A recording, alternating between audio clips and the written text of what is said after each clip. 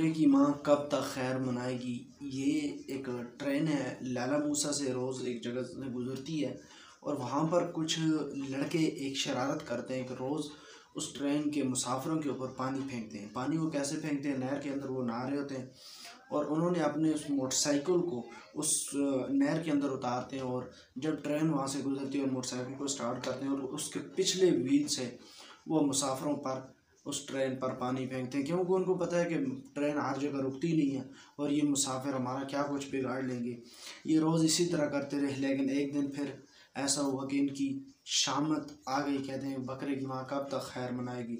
हुआ कुछ ऐसे, एक दिन ऐसे हुआ कि ट्रेन वहाँ पर यूँ ही इन्होंने पानी फेंकना शुरू किया तो ट्रेन वहाँ पर रुक गई और रुकने के साथ साथ मुसाफिर उतरे और उन्होंने अच्छी खासी उन लड़कों की धुलाई की, सही किस्म की उनकी पिटाई की।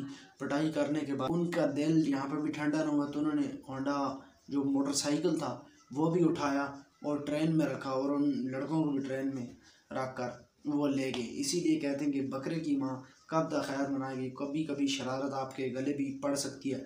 आपने भी कमेंट सेक्शन के अंदर बताना है कि कभी कोई आपने भी ऐसा काम किया है कि जो आपके गले की हड्डी बन गया हो। कमेंट सेक्शन के अंदर अपनी राय का इज़हार ज़रूर कीजिएगा। हमारी आज की ये वीडियो अगर आपको अच्छी लगी है तो हमारे चैनल आबिद पांड को सब्सक्राइब कर लीजिए और फेसबुक पेज अपना कश्मीर को फॉलो कर लीजिए और वीडियो को ज़रूर शेयर कीजिए और कमेंट सेक्शन के अंदर अपने राय का इज़हार कीजिए कि कभी आपने भी ऐसी शरारत की, आप पकड़े गए हों या आप उस शरारत से भाग गए हों।